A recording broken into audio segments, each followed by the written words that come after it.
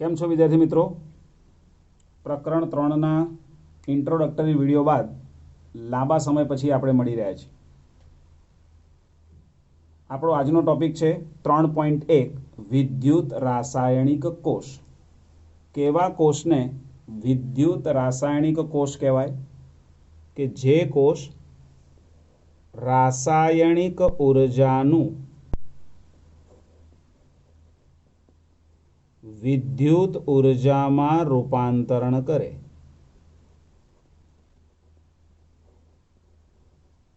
તેવા કોષને વિદ્યુત રાસાયણિક કોષ તરીકે ઓળખવામાં આવે છે. ધોરણ 11માં રેડોક્સ પ્રક્રિયા નામના પ્રકરણની અંદર આપણે ડેનિયલ કોષ, ગેલ્વેનિક કોષ, વોલ્ટાનો કોષ આવા અલગ અલગ નામથી ઓળખાતા એક વિદ્યુત રાસાયણિક કોષ વિશે ભણી ગયા કે જેમાં રાસાયણિક ઉર્જાનું વિદ્યુત ઉર્જામાં રૂપાંતરણ થતું હતું. તેમ છતાં ફરીથી આપણે તે જ પદ્ધતિ અને તે જ સિદ્ધાંતનો સમજણ ફરીથી આપણે પ્રાપ્ત કરી લઈએ. વિદ્યાર્થી મિત્રો, તમે અહીંયા જોઈ શકો છો એક સુંદર મજાની આકૃતિ છે જેમાં બે પાત્ર છે. એક પાત્રમાં ઝિંક સલ્ફેટનું જલીય દ્રાવણ ભરેલું છે અને બીજા પાત્રમાં કોપર સલ્ફેટનું જલીય દ્રાવણ ભરેલું છે. બંને પાત્રમાં એટલે કે ઝિંક સલ્ફેટના પાત્રમાં તેની સાંદ્રતા 1 મોલર છે અને કોપર સલ્ફેટના જલીય દ્રાવણ ભરેલા પાત્રમાં કોપર સલ્ફેટની સાંદ્રતા પણ 1 મોલર છે. આવા બંને તરફ સમાન સાંદ્રતા ધરાવતા એક પાત્રમાં ઝિંક સલ્ફેટનું જલીય દ્રાવણ જે સફેદ રંગનું છે અને બીજી બાજુના પાત્રમાં કોપર સલ્ફેટનું જલીય દ્રાવણ જે વાદળી રંગનું છે. આવી રીતે જુદા જુદા રંગ ધરાવતા બે પાત્રની અંદર જુદા જુદા દ્રાવણોને આપણે ભરેલા છે. હવે ઝિંક સલ્ફેટના જલીય દ્રાવણમાં નિશ્ચિત વજન કરેલી ઝિંક ધાતુની પટ્ટીને ડૂબાડેલી છે અને કોપર સલ્ફેટનું જલીય દ્રાવણના પાત્રમાં નિશ્ચિત વજન કરેલી કોપર ધાતુની પટ્ટીને ડૂબાડેલી છે અને બંને પાત્રમાં ઝિંકની પટ્ટી અને કોપરની પટ્ટીને બાહ્ય પરિપથ દ્વારા આપણે કોપરના વાહક તાર દ્વારા જોડેલી છે. અહીંયા તમે જોઈ શકો છો આ એક કોપરનો વાહક તાર છે જેના દ્વારા બંને વિદ્યુત ધ્રુવોને જોડેલા છે. એટલે ડાબી તરફનો વિદ્યુત ધ્રુવ એ ઝિંકની પટ્ટી બનશે અને જમણી તરફનો વિદ્યુત ધ્રુવ એ કોપરની પટ્ટી બનશે. બંને પટ્ટીને બાહ્ય પરિપથથી આપણે કોપરના તાર દ્વારા જોડેલું છે જેના દ્વારા ડાબીથી જમણી તરફ ઇલેક્ટ્રોનનું વહન થશે અને જમણીથી ડાબી તરફ વિદ્યુત પ્રવાહનું વહન થશે. એટલે આપણને ખબર હોવી જોઈએ કે ઇલેક્ટ્રોનની દિશા અને વિદ્યુત પ્રવાહની દિશા એ ઉલટી હોય પણ રૈવાજી પ્રવાહ અલગ રીતે લેવામાં આવે છે. હવે ઝિંકની પટ્ટીને જ્યારે ઝિંક સલ્ફેટના જલીય દ્રાવણમાં ડૂબાડવામાં આવે ત્યારે ઝિંકની પટ્ટી પર રહેલા ઝિંકના પરમાણુઓ ઓક્સિડેશન પ્રક્રિયા અનુભવે છે. ઓક્સિડેશન પ્રક્રિયા અનુભવી એટલે શું? તો zinc will be converted into Zn+2. એટલે ઝિંકની પટ્ટી પરથી ઝિંકના પરમાણુઓ ઝિંક આયનમાં રૂપાંતરિત થઈ અને દ્રાવણમાં આવશે અને પરિણામ સ્વરૂપ દ્રાવણમાં ઝિંક આયનની સાંદ્રતામાં વધારો થશે.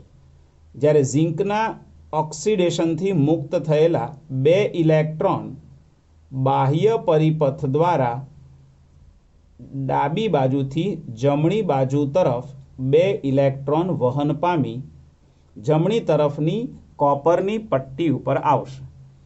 હવે આ દ્રાવણમાં પહેલેથી કોપર +2 અને SO4-2 આયનો અસ્તિત્વ ધરાવે છે જેનું પ્રમાણ દ્રાવણમાં 1:1 જેટલું છે. ડાબી બાજુના દ્રાવણમાં પણ ઝિંક સલ્ફેટની સાંદ્રતામાં કેટાયન અને એનાયન એટલે કે ધન આયન અને ઋણાયનોની સાંદ્રતાનો ગુણોત્તર 1:1 છે. જેવી આ પટ્ટી ઉપર 2 ઇલેક્ટ્રોન બાહ્ય પરિપથમાંથી આવ્યા એટલે આ આખી કોપરની પટ્ટી ઋણભારિત બનશે ઇલેક્ટ્રોન આવવાને કારણે. જે દ્રાવણમાં રહેલા કોપર કેટાયનને પોતાની તરફ આકર્ષે છે. પરિણામ સ્વરૂપ શું થશે? દ્રાવણમાં રહેલો કોપર આયન Cu+2, દ્રાવણમાં રહેલો Cu+2 આયન 2 ઇલેક્ટ્રોન મેળવી કોપરમાં કન્વર્ટ થશે, એટલે કોપર સોલિડ. અને આ મુક્ત થયેલો કોપર એ કોપરની પટ્ટી પર જમા થશે. જ્યારે ડાબી બાજુના પાત્રમાં ઝીંકની પટ્ટી પર રહેલો ઝીંક સોલિડ એ ઓક્સિડેશન પામી Zn+2 માં કન્વર્ટ થશે અને તે 2 ઇલેક્ટ્રોન મુક્ત કરશે. શું થયું વિદ્યાર્થી મિત્રો? ડાબી બાજુના પાત્રમાં ઝીંકની પટ્ટી પરથી 2 ઇલેક્ટ્રોન રિવર્સ થઈ અને કોપરની પટ્ટી પર આવ્યા. દ્રાવણમાં રહેલા કોપરના આયનો એ 2 ઇલેક્ટ્રોન મેળવી અને કોપરમાં કન્વર્ટ થાય છે. આ પ્રક્રિયા ડાબી બાજુના પાત્રમાં થતી પ્રક્રિયાને ઓક્સિડેશન અર્ધ પ્રક્રિયા કહેવાય. અને જમણી બાજુના પાત્રમાં થતી પ્રક્રિયાને આપણે રિડક્શન અર્ધ પ્રક્રિયા તરીકે ઓળખી લઈએ. આમ એક જ કોષના બંને પાત્રમાં એક તરફ ઓક્સિડેશન અર્ધ પ્રક્રિયા અને બીજી તરફ રિડક્શન અર્ધ પ્રક્રિયા થઈ. આ બંને પ્રક્રિયાઓનો જો આપણે સરવાળો કરીએ તો શું થશે વિદ્યાર્થી મિત્રો? તો પહેલી પ્રક્રિયા ઓક્સિડેશન અર્ધ પ્રક્રિયાને જો આપણે લખીએ તો Zn solid gives Zn+2 electron, અને બીજી પ્રક્રિયા Cu+2 electron gives Cu solid. આ થઈ ઓક્સિડેશન અર્ધ પ્રક્રિયા અને આ થઈ રિડક્શન અર્ધ પ્રક્રિયા. બંને પ્રક્રિયાનો જો સરવાળો કરવામાં આવે તો સરવાળાથી આપણને રેડોક્સ પ્રક્રિયા મળશે. આ રેડોક્સ પ્રક્રિયા કઈ હોઈ શકે? બંને બાજુમાં 2 ઇલેક્ટ્રોન ઉડી જાય તો અંતિમતઃ આપણને પ્રક્રિયા મળશે Zn solid + Cu+2 gives Zn+2 + Cu. આ પ્રક્રિયાને ગેલ્વેનિક કોષમાં અથવા તો વીજ રાસાયણિક કોષમાં થતી રેડોક્સ પ્રક્રિયા તરીકે ઓળખવામાં આવે છે. આ રીતે જો રેડોક્સ પ્રક્રિયા વીજ રાસાયણિક કોષમાં થાય તો ડાબી બાજુના પાત્રમાંથી જમણી બાજુના પાત્રમાં ઇલેક્ટ્રોનનું સ્થળાંતરણ થાય. આપણે આકૃતિમાં જોઈ શકીએ છીએ અહીંયા ઇલેક્ટ્રોન આ પાત્રમાંથી પટ્ટી દ્વારા બાહ્ય પરિપથમાંથી આ બાજુના પાત્રમાં આવ્યો. મતલબ કે શું થયું? ઇલેક્ટ્રોનનું વિનિમય થયો. અને ઇલેક્ટ્રોનનો વિનિમય એ જ બતાવે છે કે વિદ્યુત પ્રવાહ ઉત્પન્ન થયો. અને એટલા માટે આ કોષની કાર્ય કરવાની એક ક્ષમતા કહેવાય. હવે એ ક્ષમતાને કોષનો પોટેન્શિયલ કહેવાય. અને આ વીજ રાસાયણિક કોષનો પોટેન્શિયલ એ 1.1 વોલ્ટ જેટલો હોય છે. તો વિદ્યાર્થી મિત્રો આ ધ્યાન રાખવા જેવી વાત છે. આ જે કોષ પોટેન્શિયલનું મૂલ્ય છે તે નિશ્ચિત પરિસ્થિતિમાં જો કોષનું નિર્માણ કરેલું હોય તો જ તેને આ મૂલ્ય પ્રાપ્ત થાય છે. અને એટલા માટે જો તાપમાન 273 કેલ્વિન હોય અને સાંદ્રતા 1 મોલર હોય તો આ પરિસ્થિતિમાં કામ કરતા કોષને આપણે પ્રમાણિત કોષ તરીકે ઓળખી શકીએ. અને પરિણામ સ્વરૂપ આ પરિસ્થિતિ તાપમાનની અને સાંદ્રતાની જો જાળવવામાં આવે તો અને માત્ર તો જ કોષનો પોટેન્શિયલ 1.1 વોલ્ટ જેટલો મળે છે. હવે ફરી પાછા આપણે આપણી આકૃતિ તરફ આવી જઈએ. આકૃતિમાં જોઈ શકાય છે કે ડાબી બાજુના પાત્ર તરફથી જમણી બાજુના પાત્ર તરફ ઇલેક્ટ્રોન સ્થળાંતર પામ્યા. પરિણામે ડાબી બાજુના પાત્રમાં ઝિંક આયનની સાંદ્રતા વધી અને જમણી બાજુના પાત્રમાં Copper+2 આયનનું રિડક્શન થવાને કારણે દ્રાવણમાંથી તેની માત્રા ઘટી. પરિણામે જે કોપર આયન અને સલ્ફેટ આયન 1:1 ગુણોત્તરમાં હતા તેનો મતલબ એવો થયો કે હવે જમણી બાજુના પાત્રમાં કોપર આયનની સાંદ્રતા ઘટશે કારણ કે તેનું રિડક્શન થાય છે અને પરિણામ સ્વરૂપ સલ્ફેટ આયનની સાંદ્રતા વધશે. એટલે શું કહી શકાય? ડાબી બાજુનું પાત્ર ઝીંક આયનના ઉમેરણ થવાને કારણે ધનભારિત બન્યું અને જમણી બાજુના પાત્રમાં કોપર આયન દૂર થવાને કારણે ઋણભારિત બન્યું. જો વીજ રાસાયણિક કોષમાં પાત્રની વિદ્યુતીય તટસ્થતા અથવા તો દ્રાવણોની વિદ્યુતીય તટસ્થતા ન જળવાય તો આ વીજ રાસાયણિક કોષ કામ કરતો અટકે છે. આ પરિસ્થિતિનું નિવારણ કરવા માટે અહીંયા તમે બંને પાત્રની વચ્ચે તમે એક નાની ઊંધી યુ આકારની એક ટ્યુબ જોઈ રહ્યા છે, જેને કહેવામાં આવે છે ક્ષાર સેતુ. આ ક્ષાર સેતુમાં ચોક્કસ વિદ્યુત વિભાજ્ય દ્રાવણ ભરવામાં આવે છે, જેની ચર્ચા આપણે ઓલરેડી 11મા ધોરણમાં કરી છે. તેમ છતાં હું કહી શકું કે પોટેશિયમ નાઇટ્રેટ KNO3 અથવા તો KCl નું દ્રાવણ ભરેલી યુ આકારની આ નળીમાં પોટેશિયમ નાઇટ્રેટ KNO3 અથવા તો KCl નું જલીય દ્રાવણ ભરેલું છે. KCl અથવા તો KNO3 બંનેનું જલીય દ્રાવણ ભરેલી આ કાચની ઊંધી યુ આકારની નળીને ક્ષાર સેતુ તરીકે ઓળખવામાં આવે છે. હવે થશે શું? જમણી બાજુનું પાત્ર ધનભારિત થવાની જગ્યાએ ઋણભારિત થયું અને ડાબી બાજુનું પાત્ર ધનભારિત થયું. હવે આ બંને પાત્રની વિદ્યુતીય તટસ્થતા જાળવવા માટે શું થાય? જમણી બાજુના પાત્રમાંથી વધારાના સલ્ફેટ આયનો ક્ષાર સેતુમાં પ્રવેશી અને જમણી બાજુથી ધીમે ધીમે ક્ષાર સેતુમાં થઈ અને ડાબી બાજુના પાત્રમાં આવે છે. પરિણામ સ્વરૂપ શું થાય? જમણી બાજુના પાત્રમાં કોપર આયન દૂર થવાને કારણે જેટલા સલ્ફેટ આયનની માત્રા વધી હતી એ બધા જ સલ્ફેટ આયનો ક્ષાર સેતુ દ્વારા ડાબી બાજુ તરફ આવે છે.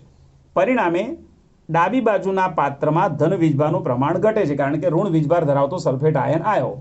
આમ થવાને કારણે બાહ્ય પરિપથમાં 2 ઇલેક્ટ્રોન ડાબી બાજુથી જમણી બાજુ, એટલે કે 2 એકમ ઋણ વીજભાર ડાબી બાજુથી જમણી બાજુ બાહ્ય પરિપથમાં અને 2 એકમ ઋણ વીજભાર જમણી બાજુથી ડાબી બાજુના પાત્રમાં ક્ષાર સેતુ દ્વારા. પરિણામે આખો પરિપથ, જેને આપણે લૂપ કહી શકીએ, એ લૂપ પૂરો થયો. એટલે આપણે એમ કહી શકીએ આંગળી દ્વારા કે અહીંથી 2 ઇલેક્ટ્રોન આમ થઈને અહીંયાથી આમ ગયા, અહીંથી સલ્ફેટ આયન આમ થઈને આમ આવ્યો. પરિણામે આખો પરિપથ અહીંયા પૂરો થાય છે. પરિપથના 2 ભાગ છે, બાહ્ય પરિપથ કોપરના તારનો અને આંતરિક પરિપથ ક્ષાર સેતુનો. ક્ષાર સેતુ દ્વારા ઋણ વીજભારિત આયનોનું વહન જમણી બાજુના પાત્રથી ડાબી બાજુના પાત્રમાં થાય અને બાહ્ય પરિપથમાં ઇલેક્ટ્રોનનું વહન ડાબી બાજુના પાત્રમાંથી જમણી બાજુના પાત્રમાં થાય. અહીંયા ડાબી બાજુના પાત્રમાં ઇલેક્ટ્રોન જનરેટ થાય છે, ઇલેક્ટ્રોન ઉત્પન્ન થાય છે અને એટલા માટે ઓક્સિડેશન પ્રક્રિયા હોવાથી તેને એનોડ કહેવાય અને જમણી બાજુના પાત્ર પર રિડક્શન થાય છે એટલે એને કેથોડ કહેવાય. પણ અહીંયા ખૂબ ધ્યાનથી સમજવાનો પ્રયત્ન કરજો.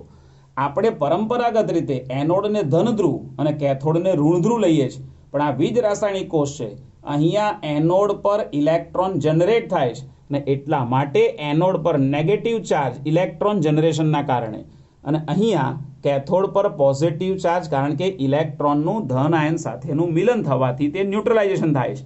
આમ એનોડ માટે નેગેટિવ અને કેથોડ માટે પોઝિટિવ સાઇન દર્શાવવી. આ ખાસ ધ્યાન રાખજો, નહીંતર શું થઈ શકે? આપણે હંમેશા એનોડને ધનધ્રુવ અને કેથોડને ઋણધ્રુવ લેતા આવ્યા છે, જે ભૌતિક વિજ્ઞાન માટે ઓકે છે, પણ આ કેમેસ્ટ્રી છે અને એટલા માટે એનોડ પર નેગેટિવ સાઇન અને કેથોડ પર પોઝિટિવ સાઇન આપશે.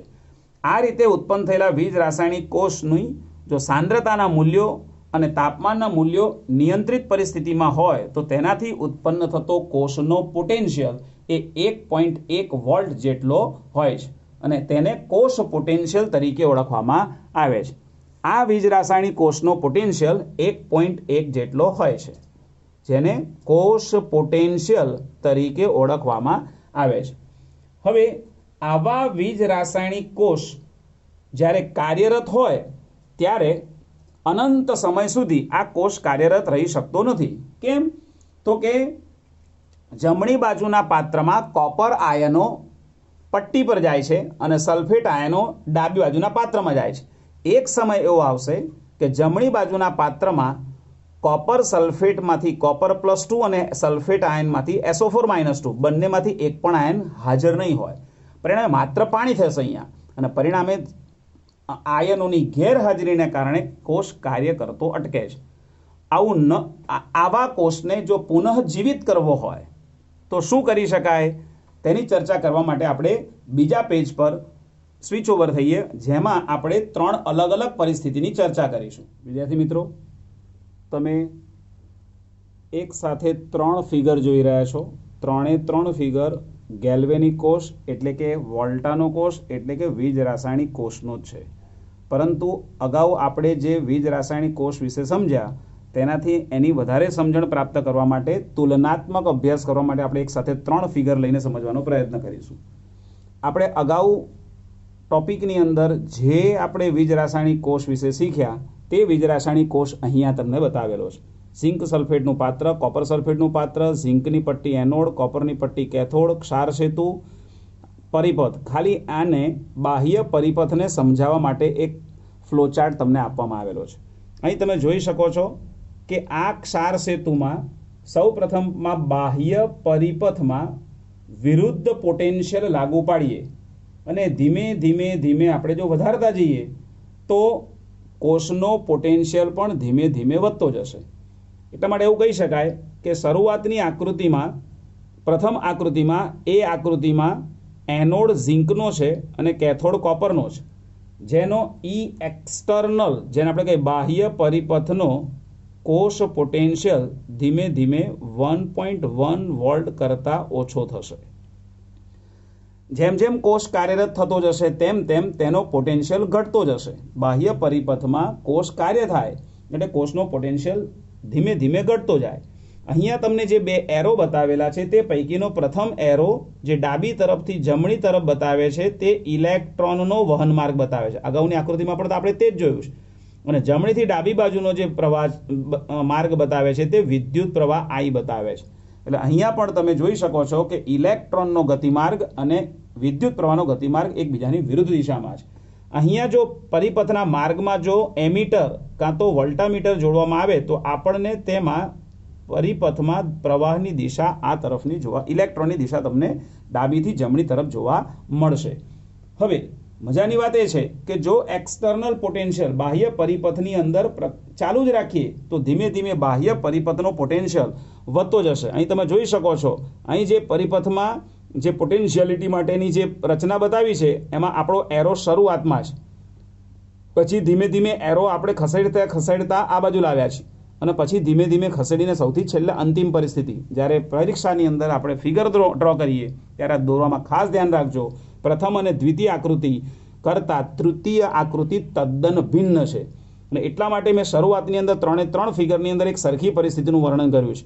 તો દ્વિતીય આકૃતિ જ્યારે સમજવા જઈએ ત્યારે મેં અહીંયા એનોડ કે કેથોડનો કોઈ ઉલ્લેખ કર્યો નથી. કેમ? તો કે અહીંયા એક્સટર્નલ પરિપથમાં વિદ્યુત પ્રવાહનું મૂલ્ય 0 થઈ જશે, એટલે I is equal to 0 થઈ જશે. કોષનો પોટેન્શિયલ કાર્ય નહીં થાય, મતલબ કે કોષ કાર્યરત રહેશે નહીં. એટલા માટે આપણે એવું કહી શકીએ કે અહીંયા બાહ્ય પરિપથમાં કોષનો પોટેન્શિયલ વધતા કોષ કાર્ય કરતો અટકી ગયો. મતલબ કોષનો આંતરિક પોટેન્શિયલ અને કોષનો બાહ્ય પોટેન્શિયલ સમાન થઈ ગયા. 1.1 is equal to 1.1 બંને બાજુ મૂલ્ય સમાન થતાં કોષ કાર્ય કરતો બંધ થશે. હવે ત્રીજી તરફ જઈએ આપણે. હવે બાહ્ય પરિપથમાં કોષના પોટેન્શિયલનું મૂલ્ય 1.1 વોલ્ટ કરતાં પણ જો વધારવામાં આવે, મતલબ કે જો E external must is greater than 1.1 volt, તો આખી પરિસ્થિતિ ઉલટાઈ જાય છે. તમે અહીંયા જોઈ શકો છો કે પ્રથમ અને દ્વિતીય આકૃતિની અંદર નેગેટિવ અને પોઝિટિવ કઈ રીતે મૂકેલા છે, નેગેટિવ અને પોઝિટિવ કઈ રીતે મૂકેલા છે, જ્યારે ત્રીજી આકૃતિમાં પોઝિટિવ અને નેગેટિવની સિક્વન્સ છે. એટલે આ ખાસ યાદ રાખજો, અહીંયા ધન અને અહીંયા ઋણ, અહીંયા ઋણ અને અહીંયા ધન, અહીંયા ઋણ અને અહીંયા ધન. વિદ્યુત ધ્રુવની દિશા ઉલટાઈ ગઈ. કેમ? તો કે પ્રથમ આકૃતિમાં અને બીજી આકૃતિમાં ઇન્ટરનલ પોટેન્શિયલ કાં તો 1.1 વોલ્ટ જેટલો છે કાં તો એના કરતાં ઓછો છે, જ્યારે ત્રીજી આકૃતિની અંદર કોષનો બાહ્ય પોટેન્શિયલ એ 1.1 વોલ્ટ કરતાં વધારી દીધો. પરિણામે આપણે ઝિંકના પાત્રને એનોડ કહી શકતા નથી, એવી જ રીતે કોપરની પટ્ટીને કેથોડ કહી શકતા નથી. એટલે ઝિંકની પટ્ટી શું બની ગઈ? અહીંયા ઝિંકની પટ્ટી અહીંયા મેં લખ્યું છે એનોડ બની ગયો કોપર, એટલે કોપરની પટ્ટી એનોડ બની ગઈ અને ઝિંકની પટ્ટી કેથોડ બની ગઈ. વસ્તુ ઉલટાઈ ગઈ, આખી વસ્તુ ઉલટાઈ ગઈ. પરિણામ સ્વરૂપ જે પ્રથમ આકૃતિમાં જે ઇલેક્ટ્રોનની દિશા છે તે અહીંયા વિદ્યુત પ્રવાહની દિશા બની જશે અને જે વિદ્યુત પ્રવાહની દિશા હતી તે ઇલેક્ટ્રોનની દિશા બની જશે. મતલબ કે કોષની અંદર પ્રક્રિયાનો ક્રમ ઉલટાઈ ગયો. એટલે પહેલી આકૃતિ અને ત્રીજી આકૃતિની જો સરખામણી કરીએ તો તદ્દન ઉલટો ક્રમ દેખાય છે આપણને. પ્રથમ આકૃતિ માટે E external is less than 1.1 volt છે અને તૃતીય આકૃતિ માટે E external is greater than 1.1 volt છે. જ્યારે વચલી આકૃતિ એમાં E external is equal to 0 થાય છે, કારણ કોષનો આંતરિક અને બાહ્ય બંને પોટેન્શિયલ સરખા થાય છે. એટલે કે બાહ્ય પરિપથ અને આંતરિક પરિપથમાં મૂલ્યો સરખા થતાં કોષ કાર્ય કરતો અટકે છે અને એટલા માટે અહીંયા એરો પણ આપણે એનાથી ઉલટો દર્શાવી શકીએ. આમ એક સાથે 3 ફિગરની જો તુલનાત્મક અભ્યાસ કરવામાં આવે તો આપણે એવું કહી શકીએ કે પ્રથમ આકૃતિ એમાં ઇલેક્ટ્રોન ઝિંકના સળિયા પરથી કોપરના સળિયા તરફ જાય છે. એટલા માટે વિદ્યુત પ્રવાહનું વહન કોપરના સળિયાથી ઝિંકના સળિયા તરફ થાય છે. દ્વિતીય આકૃતિમાં પોટેન્શિયલની મૂલ્યો સરખા થતાં કોઈ પણ પ્રક્રિયા થશે નહીં, એટલે કે ઇલેક્ટ્રોન કે વિદ્યુત પ્રવાહનું વહન થશે નહીં, ડાબાથી જમણા કે જમણાથી ડાબા. ત્રીજી આકૃતિની અંદર આપણે એવું કહી શકીએ E external is greater than 1.1 volt અને એટલા માટે ઇલેક્ટ્રોન કોપરથી અહીંયા બતાવી શક્યું છે ઇલેક્ટ્રોન કોપરના સળિયા તરફથી ઝિંકના સળિયા તરફ જશે, એટલે કોપરની પટ્ટી એ એનોડ બની જશે અને ઝિંકની પટ્ટી એ કેથોડ બની જશે. જ્યારે વિદ્યુત પ્રવાહનું વહન એ ઝિંકના સળિયા તરફથી કોપરના સળિયા તરફ થશે, એટલે કે વિદ્યુત પ્રવાહની દિશા ઉલટાઈ જશે. આમ થવાને કારણે આપણે એવું કહી શકીએ કે ડેનિયલ કોષની કાર્ય પદ્ધતિ બાહ્ય વોલ્ટેજને આધાર પર કામ કરે છે. કાં તો તેના જેટલો, કાં તો તેના કરતાં ઓછો, કાં તો તેના કરતાં વધારે બાહ્ય પોટેન્શિયલ જો લગાડવામાં આવે તો એનોડ અને કેથોડ પરની પ્રક્રિયાઓના સ્થાન અને પ્રમાણ ઉલટાઈ જાય છે. આવી રીતે વીજ રાસાયણિક કોષ દ્વારા આપણે રાસાયણિક ઉર્જાનું વિદ્યુત ઉર્જામાં રૂપાંતરણ કરી શકીએ. પ્રથમ આકૃતિમાં થતી પ્રક્રિયાઓ સ્વયંસ્ફુરિત છે. મતલબ કે અહીંયા જે કોષનો પોટેન્શિયલ 1.1 વોલ્ટ જે મળે છે તે કોષનો પોટેન્શિયલ એ કોષમાં થતી સ્વયંસ્ફુરિત સ્પોન્ટેનિયસ આપમેળે થતી પ્રક્રિયાઓને કારણે કોષનો પોટેન્શિયલ જનરેટ થાય છે. જ્યારે ત્રીજી આકૃતિની અંદર બાહ્ય પરિપથમાં કોષનો પોટેન્શિયલ વધારીને કોષની પ્રક્રિયાઓ ઉલટાવી છે.